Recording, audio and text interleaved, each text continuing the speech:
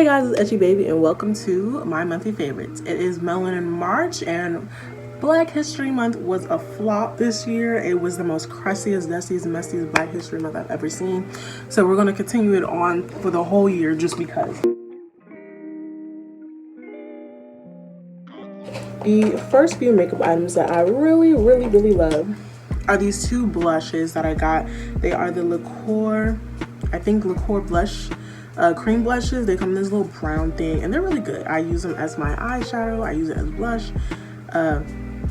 Is it Liqueur? Lancaster. It's Lancaster.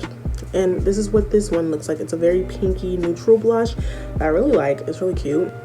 And then I have this one. It's another pink blush, but it's deeper and darker and I love it. It goes really good with my skin. I use it as just a blush. Sometimes this is my new favorite blush. My old favorite blush used to be the Black Radiance blush. It kind of looks just like this, but this one's more cream.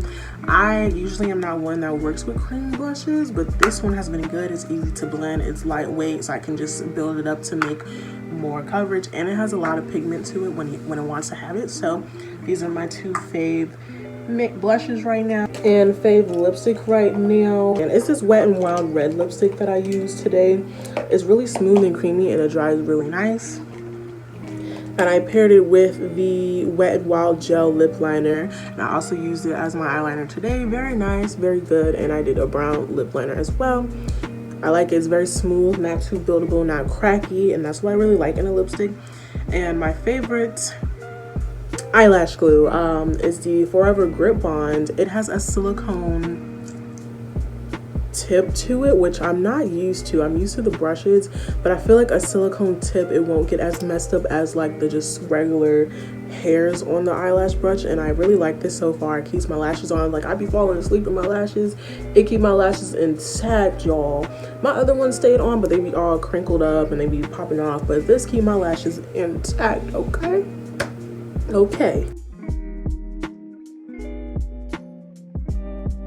For music, I've been really vibing to a lot of songs lately.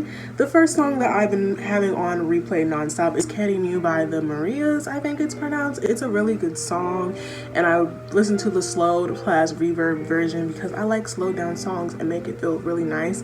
Another song I love is called Tous les Mes, I'm pretty sure. It's a French song by a French singer. It really translates to all the same, and it's just about how women and men are all the same. We blame each other for the things that we do, like, oh, men do this, women do this, but we're just all the same.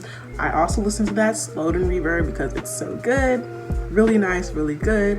Another song I've been listening to is Doja Cat's verse on Motive and Doja Cat verse on Dick because it's really good. Both of those slowed and reverb because I love those things so much. Also, there's an alternative Black band that I really love. Well, an alternative band that has all women in it, and it's called Meet Me at the Altar, and they just got signed to a record label, and I'm really proud of them. I wish they were there when I was like really young, getting them into my alternative phase, but they have really good music. I love all of their music.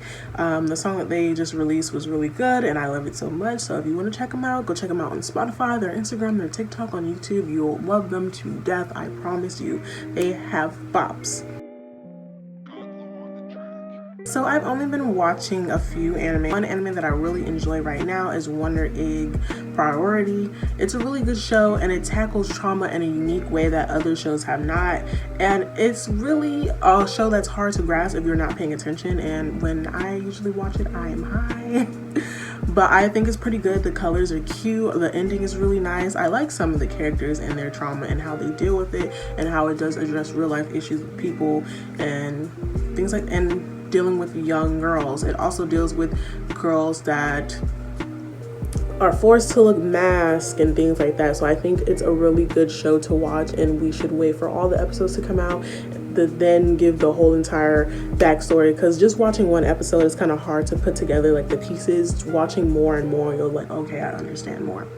Another show I've been watching is called Gliphner. Honestly, I'm just gonna be straight with you. I don't know what the fuck is going on in that fucking show. All I know is an alien dropped down from wherever. His coins, which are his comrades, are scattered around, and as humans, if they find the coins, they grant him a wish. they grant them a wish. So the main character, the main boy character, he gets turned into this dog costume, and then some random bitch just be climbing inside of him, and they be fighting and shit because they're looking for 100 coins. I don't even know why they're looking for 100 coins, but the main thing is the girl and the boy are trying to find the girl's sister because she's the one that turned the main character, the main male character, into this weird dog suit costume shit. And I think it's really good. I don't know. I think it's cool. Like, I think it's cool, but it's just like, damn, what the fuck is going on? People dying left and right. Like, so many people dying. And I'm just like... The cartoon that I've been watching is Bojackhorseman. Me and my boyfriend have started watching it. I'm a little bit behind. He's ahead of me because whenever he likes a show, he likes to binge watch it, and I just like to watch it in moderation because I just cannot binge watch shows like I used to. Bojackhorseman just features a horse that is a fucked up person. Even though he has trauma that makes him a fucked up person, he also does fucked up things because he's just a selfish piece of shit. And I just like that they show that people can be fucked up individuals without having trauma, or if they do have trauma, their trauma is not the excuse for everything that they do. So I like Bojack, and I like the characters. Some of the characters in Bojackhorseman does get on my nerves. Like Mr. Peanut Butter, I like him sometimes, but sometimes he's annoying. Todd is annoying as fuck for no reason. I don't even remember where the fuck he came from. He's annoying as hell, but I guess he brings Bojack down to earth. I guess, whatever. Favorite food. Okay, I have a favorite food of the month. I don't even know how that happened, but it's chalupas, chicken chalupas for some odd reason, but I just love chicken chalupas with tomatoes and lettuce and then sauce on it, and it's just so good. I also been loving like bread, like dinner roll bread. I don't know why. Those have been my favorite things this month, and they haven't been making me gain weight, but just like, those are things that keep me full for a long ass time, and I just like it. So it's just like... Favorite video game as of right now, Little Nightmares 2 dropped, and that game was so fucking quick. While it is my favorite game right now, it was a little bit underwhelming for me because it was a lot. It felt like it was a lot shorter than Little Nightmares 1. And also a lot of the bosses, it just felt like with some of them, you just see them one time and you never see them again. Whilst in Little Nightmares, we've seen them multiple times until we had to finish them off. Even with the lady, we had to walk past her a couple of times, and then we seen her again, and then all that kind of stuff. So it felt a little bit shorter, but I feel like it did connect a lot of pieces about the timeline, and I like watching the videos like describing what's going on. That was a game I was anticipating for a long time. Now I don't have a game to anticipate anymore because nobody's releasing games right now, so I don't even know what games are coming out. That was a game that I really enjoyed. I like Mono. I feel bad for Mono and what 6 did to Mono. If you haven't watched any of the gameplays, just go watch the ending and see. But I feel for Mono. I'm sad for Mono, and yeah. Now onto manga. A manga I really enjoyed and I binged read in like 2 days is Uniforms at the Age of 19. That's the English name for it because I cannot pronounce the Japanese name. And it follows 3 kids, which one of them is not really important. One of those characters could have just been left alone, but they added her anyway. It follows 3 characters, 2 girls and 1 boy, and it just talks about gender normativity and gender expression and how you can express yourself as a woman and be feminine and also masculine, and how even though a woman is masculine, you shouldn't force that label on her because then she doesn't know how to present femininely, and then men and how men can present femininely but also be attracted to women and all that kind of stuff. So it goes into those things, but it does touch on topics of rape, sexual harassment. It does drop a couple of slurs. It dropped the T slur, it dropped the F slur, it dropped the D slur. It was going so good until that happened, and I was like, damn, that's crazy. But then I just was like, let's act like that didn't happen because maybe it'd get better. And then nope, F slur after that. And I was like, whoa, wait a minute, this is going to be the last time. Nope. Then they threw it in again. But those were like really the only instances of that. So if you want to read it, just be careful for rape and assault, sexual harassment, those slurs. Also pedophilia, I guess, even though it's not really pedophilia, but some of them are under the illusion that they're doing these things. it's confusing.